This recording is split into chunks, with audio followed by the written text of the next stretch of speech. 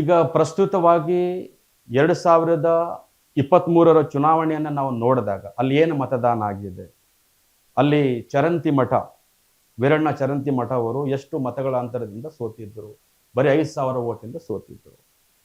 ಯಾಕೆ ಸೋತರು ವೀರಣ್ಣ ಚರಂತಿ ಮಠ ಬಿಜೆಪಿ ಅಭ್ಯರ್ಥಿ 23ರಲ್ಲಿ ಅಂದ್ರೆ ಅವರ ತಮ್ಮನೇ ಪಕ್ಷೇತರ ಅಭ್ಯರ್ಥಿಯಾಗಿ ಇಂಡಿಪೆಂಡೆಂಟ್ ಆಗಿ ಅಲ್ಲಿ ಫೈಟ್ ಮಾಡಿ 20-25 ಸಾವಿರ ಓಟ್ ತಗೊಂಡ್ರು. ಅವರ ಮನೆಯ ಓಟುಗಳೇ 20-25 ಸಾವಿರ ಓಟುಗಳು ಅಲ್ಲಿ ಡಿವೈಡ್ ಆಗೋದ್ರಿಂದ 5,000 ಮತಗಳ ಅಂತರದಿಂದ ಕಾಂಗ್ರೆಸ್ ಬಂತು. ಆದ್ರೆ ಈ ಬಾರಿ ಅವರ ತಮ್ಮ ಪಕ್ಷೇತರ ನಿಂತಿಲ್ಲ.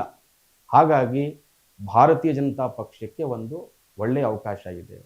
ಆಮೇಲೆ ಈ ಅನುಕಂಪ ಯಾವಾಗ ಬರುತ್ತೆ ಅಂದ್ರೆ ಸಣ್ಣ ವಯಸ್ಸಲ್ಲಿ ಯಾರಾದ್ರೂ ತೀರ್ಕೊಂಡಾಗ ಅನುಕಂಪ ಬರುತ್ತೆ.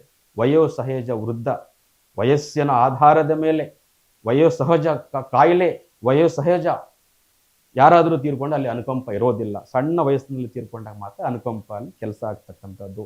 ಆದರೆ ಭಾರತೀಯ ಜನತಾ ಪಕ್ಷ ಅಲ್ಲಿ ಬಹಳ ಬಲಾಢ್ಯವಾಗಿರೋದ್ರಿಂದ ಬಾಗಲಕೋಟೆ ವಿಧಾನಸಭಾ ಮತಕ್ಷೇತ್ರದಲ್ಲಿ ಅಲ್ಲಿ ವೀರಣ್ಣ ಚರಂತಿ ಮಠ ಅವರಿಗೆ ಒಂದು ಒಳ್ಳೆಯ ಅವಕಾಶವನ್ನ ಇದೆ ಅಂತ ಹೇಳಲಿಕ್ಕೆ ಬಯಸ್ತೀನಿ. ಮತ್ತು ದಾವಣಗೆರೆಯಲ್ಲಿ ಏನು ಮುಸಲ್ಮಾನರಿಗೆ ಟಿಕೆಟ್ ಕೊಟ್ಟಿಲ್ಲ, ಆ ದಾವಣಗೆರೆ ಮುಸಲ್ಮಾನರು ಕೂಡ ಒಂದು ಪ್ರೆಸ್ ಮೀಟ್ಗಳನ್ನ ಮಾಡಿ ಪತ್ರಿಕೆಗಳಲ್ಲಿ ಟಿವಿಗಳು ಹೇಳಿದ್ದಾರೆ, ನಮಗಿಲ್ಲಿ ಅನ್ಯಾಯ ಆಗಿದೆ, ಬಾಗಲಕೋಟೆಯ ಮುಸಲ್ಮಾನ್ರೇ ನೀವು ಕೂಡ ಓಟ್ ಹಾಕಬೇಡಿ ಅಂತ ಹೇಳಿ ಇಲ್ಲಿಯ ದಾವಣಗೆರೆಯ ಮುಸಲ್ಮಾನರು ಬಾಗಲಕೋಟೆಯ ಮುಸಲ್ಮಾನರಿಗೆ ಒಂದು ವಿನಂತಿಯನ್ನ ಮಾಡಿಕೊಂಡಿದ್ದಾರೆ. ಹಾಗಾಗಿ ಅಲ್ಲಿಯೂ ಕೂಡ ಬಾಗಲಕೋಟೆಯಲ್ಲಿ ವ್ಯತಿರಿಕ್ತವಾದ ಪರಿಣಾಮ, ದಾವಣಗೆರೆಯ ಗಾಳಿ, ದಾವಣಗೆರೆಯ ಇರ್ತಕ್ಕಂಥ ಕಾಂಗ್ರೆಸ್ಸಿನ ನೆಗೆಟಿವ್ ಅದು ಬಾಗಲಕೋಟೆಗೂ ಕೂಡ ಅದು ತಟ್ಟುವುದರಲ್ಲಿ ಯಾವ ಸಂದೇಶವಿಲ್ಲ.